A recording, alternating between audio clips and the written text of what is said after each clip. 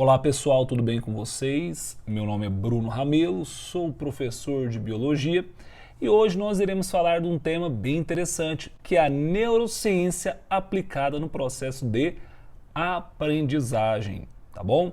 Então o que acontece? Por que é interessante essa parte então do nosso curso? É interessante porque ao conhecer mais sobre o funcionamento do nosso cérebro, nós teremos então maior capacidade, maior chance de aprender, tá? Então, ao libertar todo o potencial que você tem no seu cérebro, você verá que ele é muito mais poderoso do que você imagina e que você pode também, então, moldá-lo da forma que você deseja, tá bom? Então, o que acontece?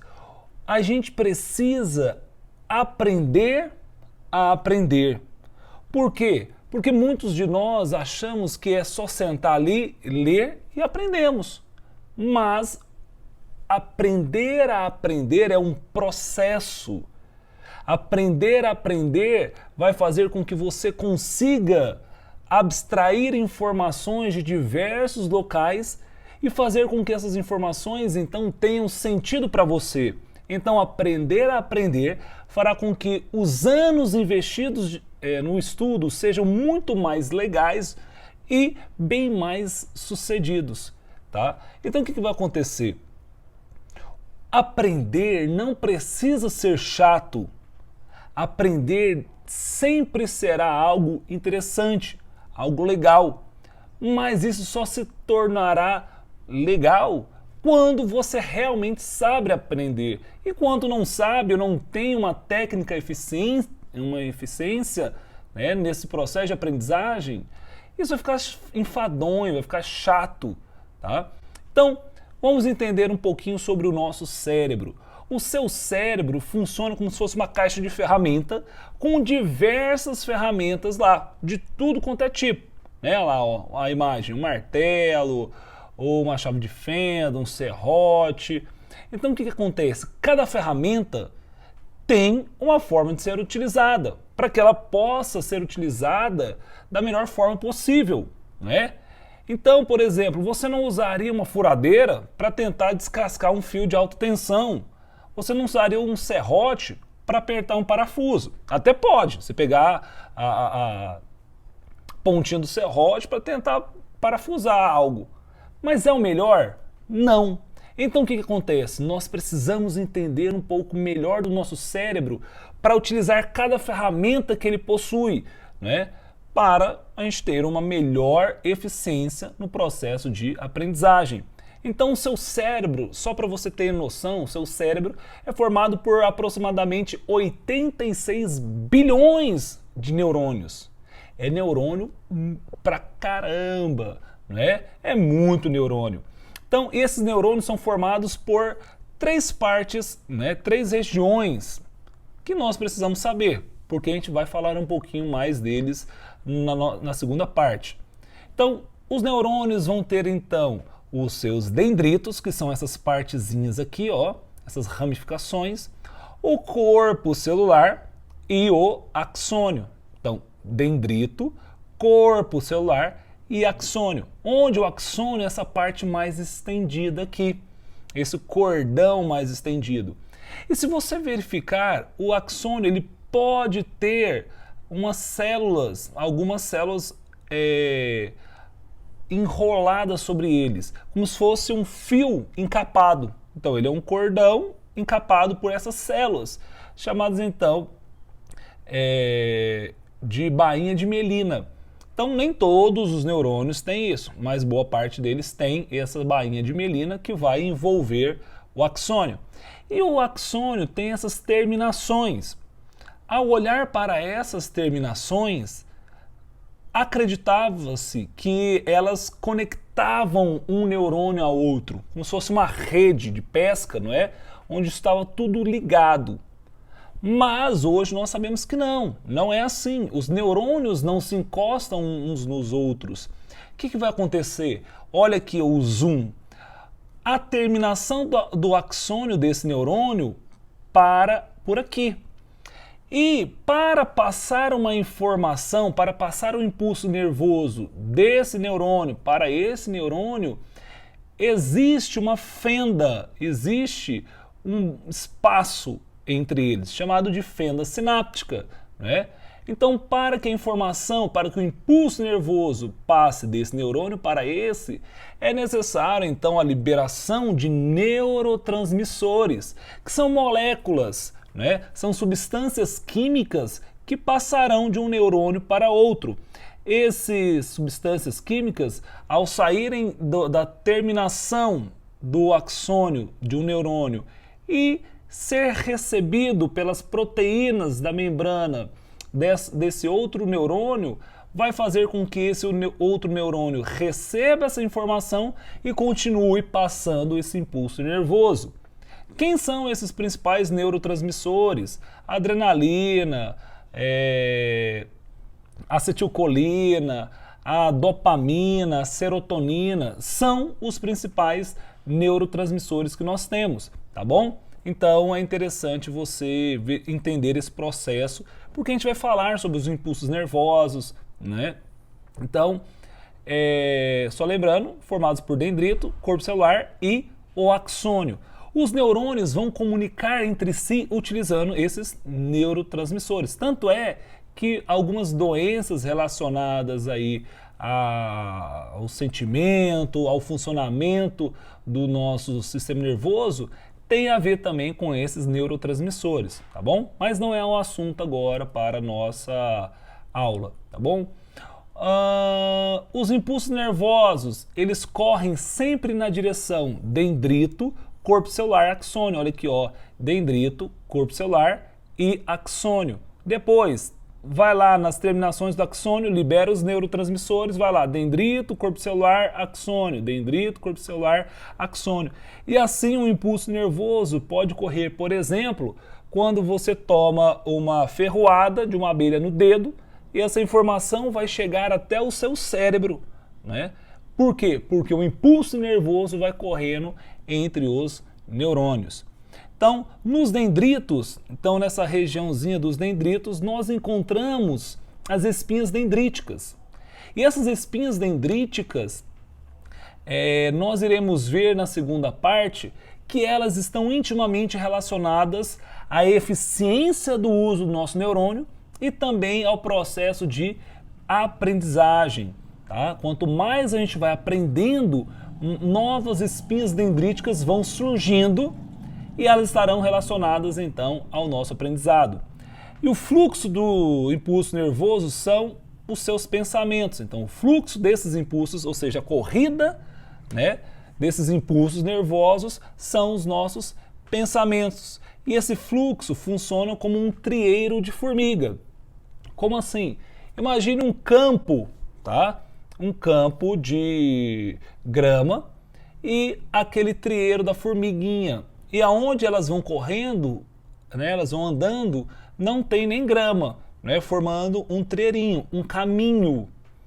E os seus pensamentos formam esses trieiros dos neurônios, eles conectam neurônios, fazendo com que os impulsos nervosos venham a correr muito mais rápido, né, entre esses neurônios.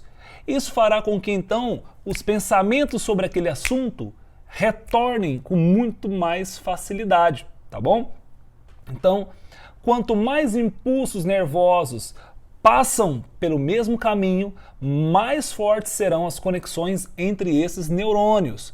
Então, quanto mais a formiguinha passa pelo trieiro, mais o trieiro vai ficar bem definido, mais profundo, mais largo, ou seja, mais formigas conseguem passar por ali, elas conseguem passar de bandinha, conseguem passar dando cambalhota, elas conseguem passar com muito mais facilidade. E assim também ocorre no nosso aprendizado. Quanto mais a gente vai passando por aquele assunto, nós iremos então fazendo com que esse caminho que percorre o impulso nervoso, ele venha a ser facilitado. E isso faz com que a gente aprenda. Então existe um ditado que diz assim: neurônios que disparam unidos permanecem unidos. Então se você dispara esses neurônios durante o processo que você está tendo contato com uma experiência, eles foram estimulados juntos e isso vai, então, toda vez que você entrar em contato com aquela experiência que você teve, esses neurônios vão, então, fazer com que esse impulso nervoso passe e eles fiquem conectados, tá? Para que aquela informação, para que aquele aprendizado seja realmente efetivado, tá bom? Então, para aprender é preciso conectar e fortalecer essas conexões. Então, eu vou formar conexões entre os neurônios e vou fortalecê-lo. Como que eu posso fortalecer, por exemplo? Se eu aprendi a comer banana, se eu aprendi a comer banana pela primeira vez, alguém me falou, eu descasquei. Beleza. No outro dia, nossa, como é realmente que eu posso começar a descascar a banana com maior eficiência? Eu vou puxar uma partezinha para cá, vou puxar uma partezinha para lá e a banana caiu. Poxa, não era a melhor forma. Talvez se eu segurar na base, eu consiga então tirar aquela casca da banana e não deixar a banana cair. Então eu vou lá no outro dia, vou descascar segurando a banana para que ela não caia, né? Aí eu tô comendo a banana, mas eu vejo que tem uma parte podre. Aí eu como aquela parte podre, poxa, não estava gostoso, né? Aí eu jogo fora. Aí na outra vez eu vou abrir com eficiência e vou olhar se tem uma parte podre antes. Ou seja, eu estou fortalecendo as conexões daquilo que eu aprendi. Então, aprender significa criar novas conexões neurais. Primeiramente, eu crio essas conexões neurais e depois eu vou fortalecer essas conexões, tá? Então, olha lá, formar novos trieiros de formiga ou deixar esses trieiros mais evidentes. Então, para eu aprender, primeiro eu formo esse trieiro e eu posso ter um processo de aprendizado deixando esse trieiro muito mais largo, muito mais profundo, e isso vai fazer com que eu consiga processar posteriormente informações muito mais complexas. Por quê? Você viu que eu aprendi primeiro a descascar a banana. Aí, depois eu tive um primeiro momento de erro. Por quê? Porque eu não segurei direito, ela caiu. Depois já sei, a complexidade foi aumentando. Né? Eu tenho que segurar na base, descascar, depois eu tenho que segurar na base, descascar e olhar se tem alguma parte que não está tão boa assim. Né? Então a gente começa a criar uma complexidade. Então, levando em consideração essa metáfora dos trieiros das formigas, quanto mais as formigas passam pelo trieiro, mais largo e mais profundo ele fica, o trieiro vai ficar. Então, o que vai acontecer? As formigas podem percorrer esse trieiro com maior facilidade e de formas diferentes, como eu havia falado. Então vamos dar uma pausinha na nossa aula e retornamos agora no próximo vídeo. Um forte abraço, até mais e tchau, tchau. Olá pessoal, tudo bem?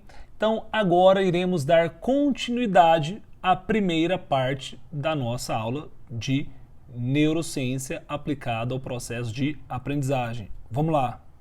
Então o que vai acontecer? Olha essas 4 imagens, que interessante. Ao começar a aprender algo, formamos conexões fracas e fáceis de serem desfeitas. Por isso, é muito frequente você, por exemplo, aprender algo hoje e amanhã não lembrar. Porque você formou uma conexão fraca e que ela foi desfeita durante a noite. Você leu uma coisa hoje à noite, dormiu e amanhã você nem lembra. É porque você formou uma conexão fraca. Mas tudo começa com uma conexão fraca. Forma uma conexão fraca e ao praticar, ao ler, ao reler, ao trabalhar essa ideia, ou seja, ao praticarmos o que aprendemos, fortalecemos as conexões e colocamos mais neurônios nessas conexões. Então é acrescido novos neurônios nessa conexão que você formou. Isso vai fazer com que você consiga aprimorar e melhorar essas conexões. E com mais neurônios, as conexões serão mais rápidas e maiores, e com conexões mais rápidas e maiores, a gente consegue ter o quê? Maior complexidade. Olha que interessante. Então começa com algo fino, mas que vai então engrossando, engrossando, até que se torne algo consolidado e com alta complexidade. Deixa eu voltar aqui. Então o que acontece? Olha que legal essa parte aqui, ó. Em neurociências, né? Essas modificações que ocorrem nas redes de conexões neurais é chamada de neuroplasticidade. Então, o que vai acontecer? O que é essa neuroplasticidade? É a capacidade que o nosso cérebro tem de se adaptar àquele meio, se adaptar às novas experiências que nós estamos tendo. Entende? Então, neuroplasticidade é a capacidade que o cérebro tem de se adaptar ao longo do tempo com as experiências que vivenciamos e dos aprendizados que conquistamos. Então, você vai, ao longo do tempo, como se fosse evoluindo, neurologicamente falando. Você vai, então, tendo novas experiências, novos aprendizados, e o seu cérebro vai se adaptando àquilo, né? Imaginemos que você, então, decida que vai fazer natação, né? Então você vai aprender a nadar crawl, né? Vai aprender, aí você começa a nadar todo desengonçado, o professor fala, ó, estica mais o braço, vai à frente, reme o mais próximo do seu tronco, não é? Ele vai te dando noções para que você venha nadar com maior destreza. Então olha que interessante. Você teve o primeiro contato com a água, o primeiro contato com movimentação dos seus braços. Aí o seu cérebro vai se organizando. Opa, eu tenho que puxar aqui, tenho que fazer isso. Aí o professor dá outra orientação. Bate as pernas sem tirá-las da água. Tenta tirar o mínimo da água. Aí você vai batendo. O seu cérebro vai se organizando para que você tenha um melhor resultado na natação, né? Quando eu ouço a palavra neuroplasticidade, eu lembro um pouco da moeba. Meus filhos amam a moeba. Então, a moeba é fácil de ela ser moldada. O seu cérebro também. Não de forma física. Não, vou deixar meu cérebro na forma mais pontiaguda. Não é em questão do formato. E sim de capacidade de se adaptar, de ficar bem de acordo com aquela situação, tá? Então, olha que interessante. Se a gente fosse resumir essa neuroplasticidade, é a capacidade, né, neuroplasticidade é a adaptação e a reorganização do seu sistema nervoso frente a novas alterações ambientais, né? Então, a gente vai se adaptando ao que a gente vai vivenciando. Nosso cérebro é lindo. É lindo conseguir adaptar, se organizar. Opa, vou funcionar assim, assado, para que esse cara tenha o melhor resultado possível. Entende? Então, olha que legal nesse experimento, mostrando as redes neurais antes de um estímulo, né? Antes de ver alguma coisa, ouvir alguma coisa, receber uma informação. Redes neurais 2 semanas depois que ele recebeu esse estímulo cognitivo, ou seja, ele aprendeu alguma coisa, olha aqui, 2 semanas aumentou essas conexões. 2 meses depois de estimulação cognitiva, ou seja, ele durante 2 meses recebendo informações, não é que ele leu e deixou 2 meses, não. Então olha aqui, recebeu uma informação, depois 2 semanas recebendo informação, 2 meses recebendo essa informação, ou seja, consegue ver que as redes de conexões aumentaram, ou seja, essa pessoa ela tem maior capacidade de falar sobre assunto, fazer alguma ação, do que a pessoa que recebeu o estímulo somente uma vez, tá bom? Por isso a importância de a gente trabalhar aquilo que a gente aprende, tá bom? Então, aprender nos torna mais inteligentes. E aprender a aprender é uma das melhores coisas que você vai fazer para começar a ter sucesso no seu aprendizado. Tá? Nós precisamos aprender como é que nós aprendemos. Mas para que isso ocorra, a gente tem que parar com essas desculpas, né? Então, algumas desculpas que nós precisamos abolir. Primeira, não tenho tempo para estudar. Mentira! Mentira! Talvez você não está dando tempo para isso. Você não está dando prioridade, mas tempo você tem. Todo mundo tem o mesmo tempo. Todo mundo tem 24 horas por dia, tá bom? Segundo, sou ruim para imaginar as coisas, sou péssimo de criatividade. Mentira! Todos nós somos criativos. O seu vozinho é criativo, a sua mãe é criativa, você é criativa, um bebê é criativo, tá bom? Velho é criativo? É. Um velho criativo é uma criança que foi salva de um processo de engessamento de criatividade. A criatividade está ali, você pode ou não engessá-la. Mas se você engessou uma vez, você pode quebrar esse gesso, tá bom? Terceiro, nunca vou usar isso na minha vida. Quem disse? Você conseguiu visualizar a sua vida? Entendeu? Então, para com essa mentira. E quarto, não curto muito os meus professores, os meus colegas, a minha escola. Nem tudo é do jeito que a gente quer. Então, aprenda a utilizar e vivenciar o melhor daquele momento que você tem, tá bom? Então para com essas bobeirinhas. E só para a gente começar a finalizar aqui, uma técnica muito interessante para que a gente possa começar a aprender, como eu já falei, elimina as 4 mentiras que você colocou na sua cabeça. Outra coisa, comece a metaforizar, ou seja, gerar metáforas sobre algo que você está aprendendo. Professor, não sei o que é metáfora, eu já ouvi falar de metáfora. O que é uma metáfora? Olha aí, eu botei a definição.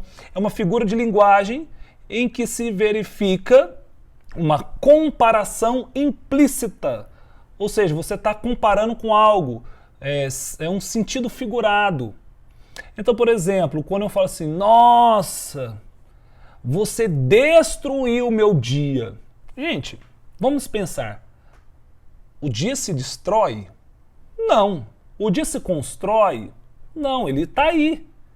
Só que quando eu falo que você destruiu o meu dia, um sentido figurado, ficou fácil você entender, né? Então, nossa, fulano está matando cachorro a grito. Gente, tem como você matar cachorro a grito? Não tem. Mas, quando eu falei isso, você entendeu que o cara está sedento por algo, né? Por exemplo, olha aqui uma metáfora na forma não de fala, mas uma imagem, né? O sistema penitenciário brasileiro é uma panela de pressão. Sistema penitenciário, ou seja, onde os presos estão, é uma panela de pressão mesmo? Não, mas quando eu falo que é uma panela de pressão, você imagina o quê? Que as pessoas estão todas enfurnadas num espaço onde estão sob pressão, muito apertadas. Então isso é metáfora. Então quando criamos uma metáfora, uma nova trilha de neurônios se forma e fica muito mais fácil de entendermos um conceito real. Não é? Não fica muito mais fácil quando a gente põe uma metáfora? E as metáforas nos fazem entender um conceito complexo com muito mais facilidade, tá? Só que olha que interessante. Eu posso criar uma metáfora e essa metáfora fará com que eu aprenda mais rapidamente algo, porque eu fiz uma conexão com algo que já existia. Mas, ao longo do tempo, eu vou aperfeiçoando os meus conhecimentos sobre algo e aquela metáfora não vai fazer muito sentido. Eu posso criar outra. Eu vou sobrepor aquela metáfora e isso vai melhorar o meu aprendizado. Aí eu vou aprofundando naqueles estudos e aquela segunda metáfora já não está tão legal. Eu posso substituir sem perda nenhuma, você só vai ganhando. Então olha que interessante, se eu falar, por exemplo, o neurônio, parece uma estrelinha. Não é? Interessante, eu metaforizei. Ok, eu posso depois falar, olha, o neurônio é uma estrela cadente, porque eu vejo uma parte mais gordinha e um rabinho. Poxa, já tem uma informação a mais. Ah, o neurônio é uma célula com tal morfologia. Ou seja, você pode ir melhorando as suas metáforas. Então, é uma dica bem interessante. E uma segunda técnica interessante é você tentar relembrar do que você leu. Você lê, fecha os olhos posteriormente e tenta puxar na sua memória tudo aquilo que você entendeu, que você lembra. É óbvio que nas primeiras vezes que você fizer esse tipo de técnica, às vezes você não vai conseguir puxar tanto na memória o que você leu. Mas à medida que você for utilizando essa prática, você vai aperfeiçoando. E isso vai ficando muito mais interessante, tá bom? Então, para você começar a utilizar essa técnica, eu te convido agora a tentar relembrar tudo que eu falei nessa nossa primeira parte, tá bom? Um forte abraço para você, até mais e tchau, tchau.